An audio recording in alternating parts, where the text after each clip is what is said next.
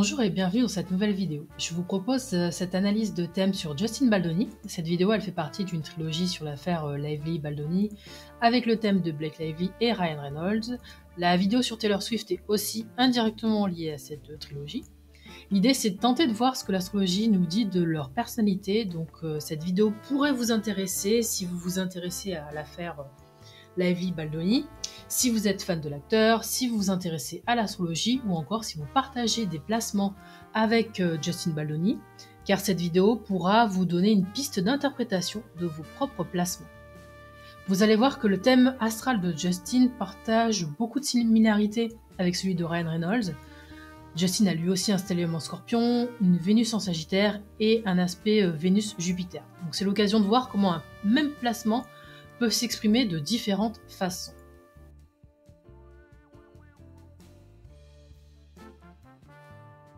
Donc on va commencer par regarder l'ascendant et le maître d'ascendant. Donc on voit que Justin Baldoni, il a un ascendant taureau, ce qui lui confère une aura stable, rassurante et charismatique. Le taureau, c'est un signe de terre gouverné par Vénus. Ça va apporter une apparence soignée, une voix posée et une certaine sensualité naturelle. Son image publique est empreinte de douceur et de force tranquille, ce qui renforce son attractivité auprès du public. Les ascendants taureaux ont souvent une connexion forte avec l'esthétique, l'art et le confort matériel, ce qui peut se refléter dans le choix de ses projets, notamment à travers des productions empreintes de valeurs humaines. Son maître d'ascendant, c'est donc Vénus. Vénus est en Sagittaire en maison 8, ce qui donne une teinte intense et passionnée à sa personnalité et à sa manière d'interagir avec le monde. Vénus en Sagittaire, c'est synonyme d'une quête de liberté, d'idéaux élevés et d'un amour pour l'aventure intellectuelle, physique et spirituelle. Donc il est possible que Justin soit attiré par des expériences qui élargissent ses horizons et par des relations qui le poussent à évoluer. La maison 8, ça accentue cette profondeur, ça le relie à des thématiques de transformation, de régénération et de recherche de sens. Il est probable qu'il ne se contente pas d'expériences superficielles, qu'il cherche à comprendre l'essence des choses et des êtres. Et ce positionnement, ça suggère aussi un rapport particulier à l'amour et aux relations. Il est peut-être attiré par des partenaires ou des expériences qui l'aident à grandir spirituellement. Et il possède probablement une capacité à se réinventer après des épreuves. Ce qu'on voit, c'est que cette Vénus, elle est en conjonction à Neptune, ce qui renforce son côté rêveur et idéaliste en amour comme dans ses ambitions artistiques. Cette conjonction, ça donne un sens profond de l'esthétique, une sensibilité artistique exacerbée et une capacité à toucher les autres par l'émotion et la beauté. C'est un placement qui évoque aussi une approche spirituelle et compassionnelle des relations humaines. Il peut chercher à incarner un idéal d'amour inconditionnel, tant dans sa vie privée que dans ses engagements professionnels. Et ça peut également indiquer une propension à se perdre parfois dans ses idéaux ou à être attiré par des relations fusionnelles.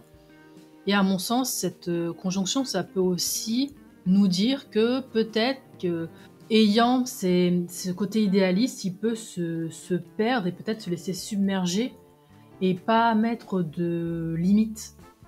On va voir aussi que Vénus est en conjonction à Jupiter, ce qui va amplifier le charisme naturel de Justin et son attrait pour la générosité, l'enthousiasme, l'ouverture aux autres. Jupiter, en tant que planète de l'expansion et de la sagesse, ça lui donne un talent pour inspirer les autres et diffuser des messages positifs. Cette combinaison, ça favorise le succès à travers des projets artistiques ou humanitaires, et ça peut aussi lui conférer une grande capacité à fédérer et à motiver, à transmettre des valeurs fortes à travers son travail. Ça peut aussi indiquer une chance naturelle en matière de finances ou de collaboration importante. On va voir que ce Vénus, il est aussi en conjonction à Mercure, donc la présence de Mercure avec Vénus, ça montre un talent pour la communication. Ça peut donner un style expressif, agréable, persuasif. C'est une configuration qui rend la personne apte à jongler entre réflexion intellectuelle et sensibilité artistique. Avec Mercure en Capricorne en maison 9, donc c'est une conjonction en degrés et pas en signes. Son esprit est structuré, pragmatique et tourné vers la transmission d'un savoir ou d'une philosophie de vie. Il peut utiliser ses talents pour communiquer, pour enseigner, pour inspirer et pour guider les autres. Et donc, comme je le disais, on voit que cette conjonction, elle est à cheval sur le Sagittaire et sur le Capricorne, donc sur la maison 8 et sur la maison 9. Donc cet amas planétaire entre ces deux maisons, ça marque un individu qui a un rôle à jouer dans l'expansion des consciences. La maison 8, elle nous parle de transformation intérieure, d'introspection, de connexion au mystère de la vie et de la mort.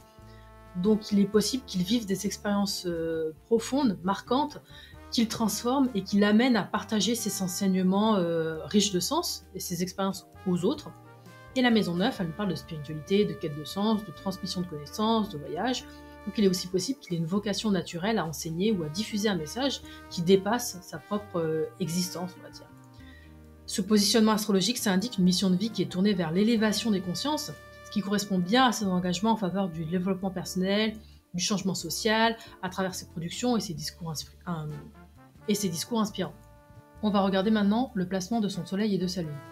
Donc il a un soleil en Verseau en conjonction avec son milieu du ciel, ce qui est une signature forte d'une personnalité publique qui incarne des valeurs progressistes et humanistes. Donc le soleil en Verseau, ça confère un esprit indépendant, visionnaire, tourné vers le collectif.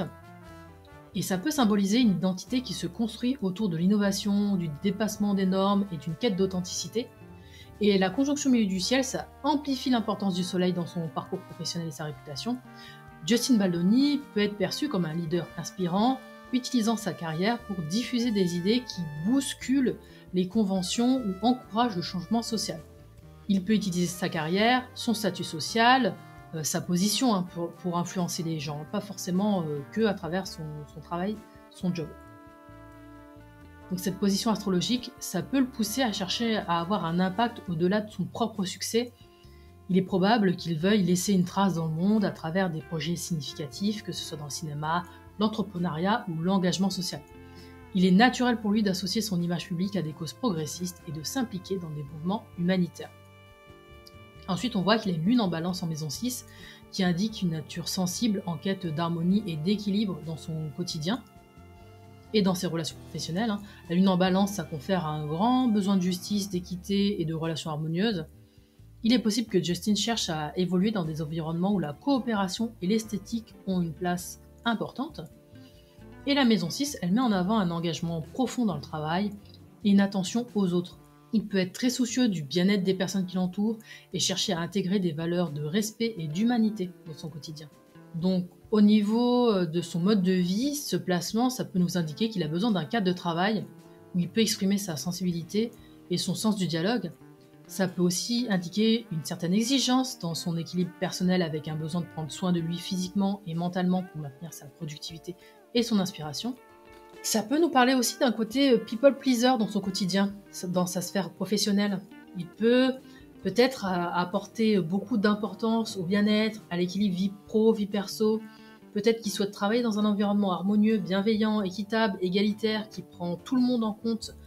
Il y a un côté idéaliste ici.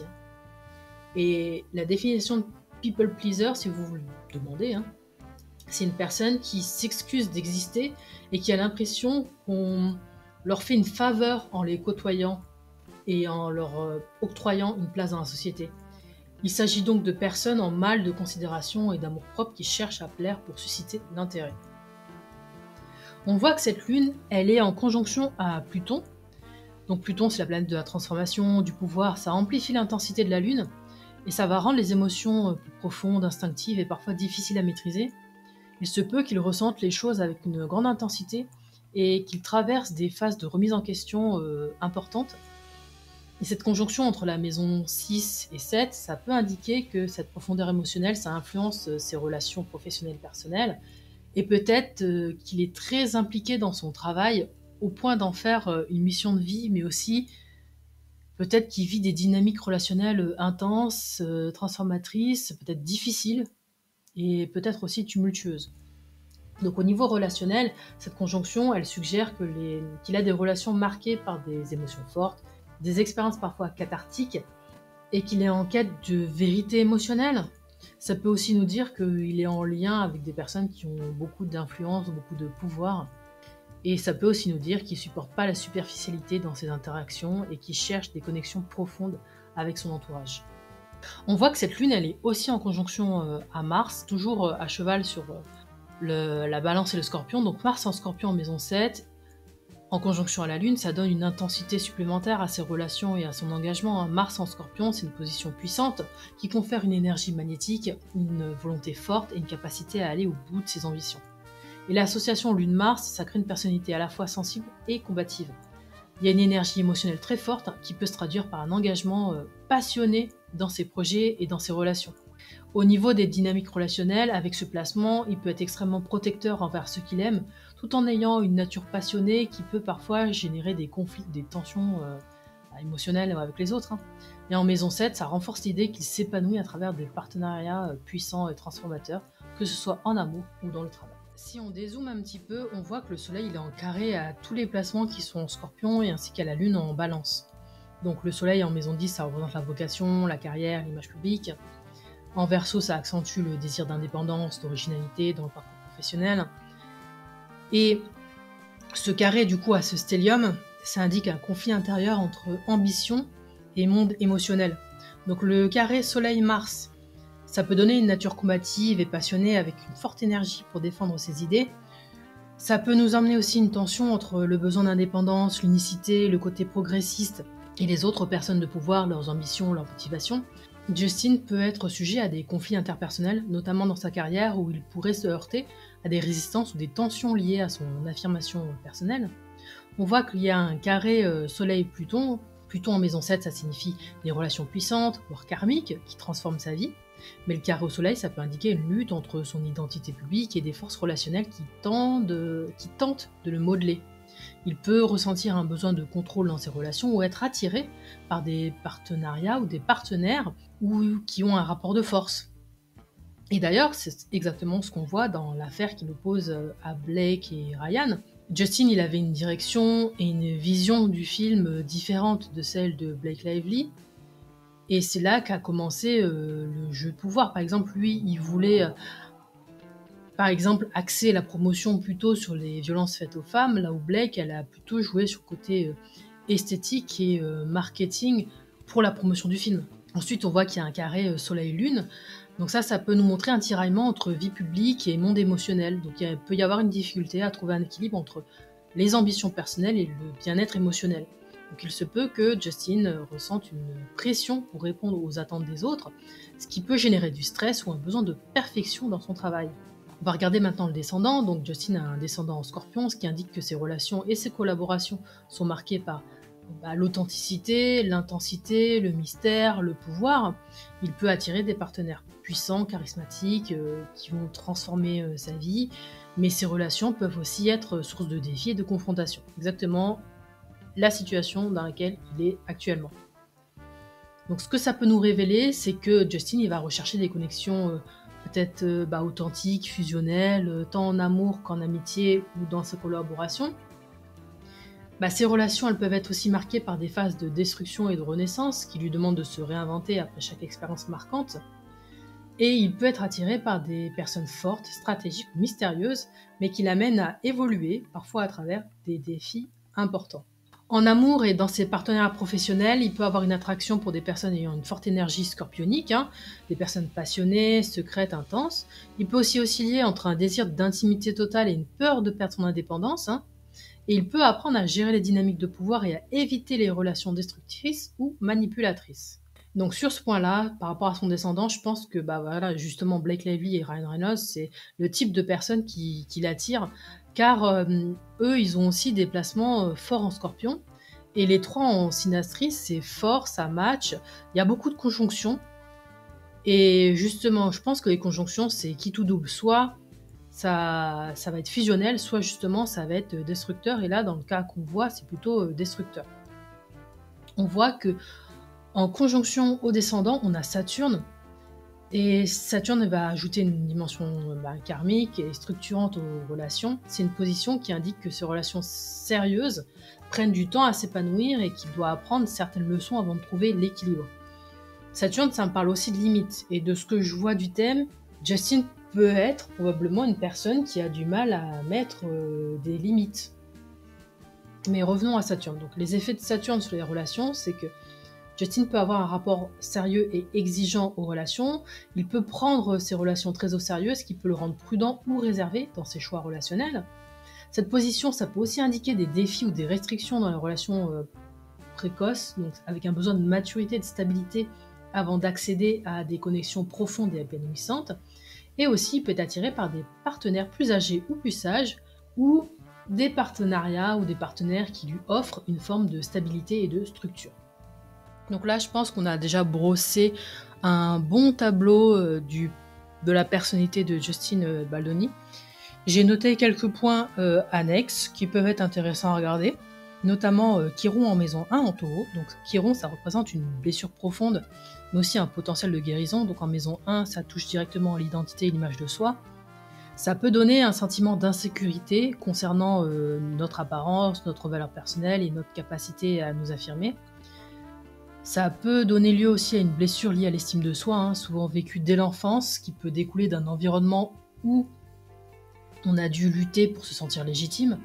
Et en taureau, cette blessure, ça peut être aussi lié à la matérialité, au confort ou à la stabilité physique.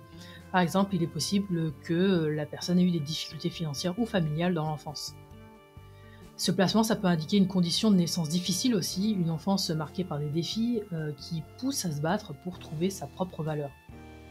La force de ce placement, c'est que une fois que on a guéri cette blessure, on peut devenir un guérisseur pour les autres et on peut être amené à inspirer d'autres personnes à surmonter leurs propres insécurités, notamment sur la confiance en soi et l'acceptation de soi. Ensuite, on voit que Justin il a aussi un nœud sud en Sagittaire en conjonction à Uranus. Donc le nœud sud, ça symbolise ce que l'on apporte du passé, dans une perspective karmique ou psychologique. En Sagittaire, ça représente un passé marqué par la quête de liberté, de connaissance et d'indépendance. Donc ça peut révéler que Justin a peut-être été un aventurier, un philosophe ou un enseignant dans des vies antérieures ou dans sa jeunesse. Il est peut-être aussi fortement attiré par tout ce qui est indépendance, voyage.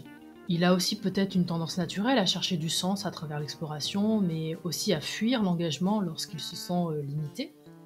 Et Uranus en conjonction au nœud sud, Uranus, ça symbolise le génie, la rébellion, l'individualité. Donc cette conjonction, ça indique un passé où peut-être qu'il a été avant-gardiste, révolutionnaire, anticonformiste ou attaché à des idées progressistes.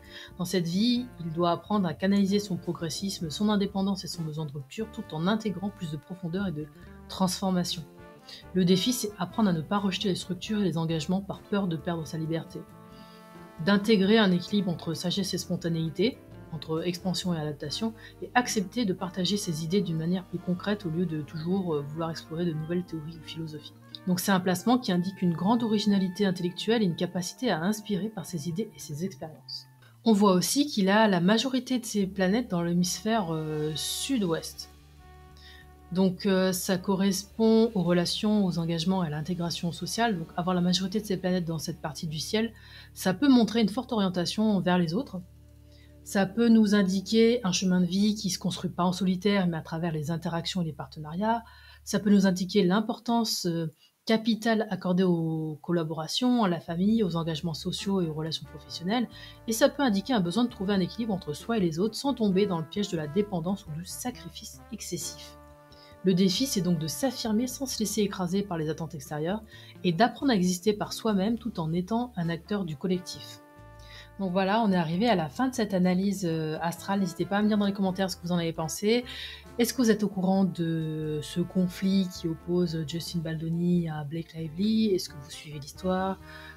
Est-ce que l'analyse vous a intéressé? Est-ce que cette trilogie vous a intéressé? Est-ce que vous aimez ce type de format? Je pense aussi à faire, pourquoi pas, des synastries, parce que je pense que ça pourrait être intéressant pour essayer d'en savoir plus sur leur dynamique. Mais donc, n'hésitez pas à me dire tout ça dans les commentaires, si vous avez aussi des suggestions de thèmes de célébrités à faire.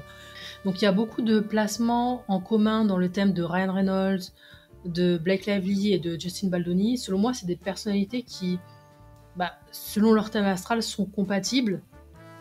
Même si je vois Justin plutôt sur un axe humaniste, laisser aller dans l'émotionnel, plutôt progressiste, et sur une autre fréquence que les deux autres, et qui va peut-être pas valoriser les mêmes éléments, mais je vois quand même que le thème il est compatible. Mais bon, après, chacun garde son libre arbitre, donc forcément c'est pas parce que les astres sont alignés que ça va fonctionner. Il y a une partie d'humain aussi. Et comme je disais, ils ont surtout beaucoup de planètes qui sont en conjonction, et moi je pense que la conjonction c'est un aspect qui est quitte ou double. Soit ça fonctionne et c'est fusionnel, soit ça fonctionne pas et ça clash très fort. Donc je pense que cette histoire, cette collaboration, ça aurait pu très bien se passer. Ça aurait pu être une collaboration qui change la donne et pour l'un et pour l'autre et qui aurait enrichi les deux parties. Mais bon, bah, à la place, ça a été l'opposé, hein, c'est l'autodestruction. Et si je fais un focus sur la relation Baldoni-Ryan Reynolds, les deux, ils ont vraiment une carte qui se ressemble énormément. Ils auraient pu être complémentaires. L'un apporte peut-être plus d'empathie à l'autre et l'autre apporte plus de maîtrise, de pouvoir et de stratégie à l'un. Mais à la place, je pense que cette similarité s'est venue appuyer sur les insécurités de l'un et de l'autre. Je pense que Ryan, il a pu voir Justin comme un rival, comme une personne qui aurait pu déstabiliser son foyer. Je pense aussi que Ryan a pu voir Justin comme une personne entre guillemets faible, ou même qu'il a eu de la jalousie envers lui, hein. Et peut-être que d'une certaine façon, Ryan aurait aimé être perçu comme Justin, ou qu'il a été envieux de la façon dont Justin arrive à gérer sa sensibilité. Et de l'autre côté, je pense qu'il a été aussi possible que Justin il ait été admiratif de Ryan Reynolds, de ce que Ryan a réussi à accomplir et de l'impact qu'il a sur le collectif. Et ces idées-là, elles sont aussi appuyées sur le thème de l'un et de l'autre en synastrie. Après, si on essaye de regarder les transits qui peuvent expliquer ce qui se passe en ce moment pour Justin Baldoni, bah, ce qu'on voit, c'est que en ce moment, on a Pluton qui est en train de transiter sur le milieu du ciel de Justin, et Pluton, c'est quand même l'un des maîtres de son descendant. Donc c'est comme si certaines de ces alliances, de ces partenariats étaient mis sur le devant de la scène, exposés à tout le monde, et que du coup, ça allait impacter son statut social, la façon dont il est vu par les gens, sa place dans le monde. Donc à voir comment cette histoire va se terminer. Pour ma part, je vous remercie d'avoir regardé cette vidéo et d'être arrivé jusqu'au bout. Si vous êtes arrivé jusqu'à ce 3e épisode de la trilogie, commentez trilogie. N'hésitez pas à commenter, me dire ce que vous avez pensé de cette vidéo, me dire ce que vous avez pensé de cette trilogie, est-ce que vous avez un avis sur la situation, voilà, qu'on en discute en commentaire, ça me fera plaisir. Et pour ma part, je vous dis à bientôt pour de nouvelles vidéos.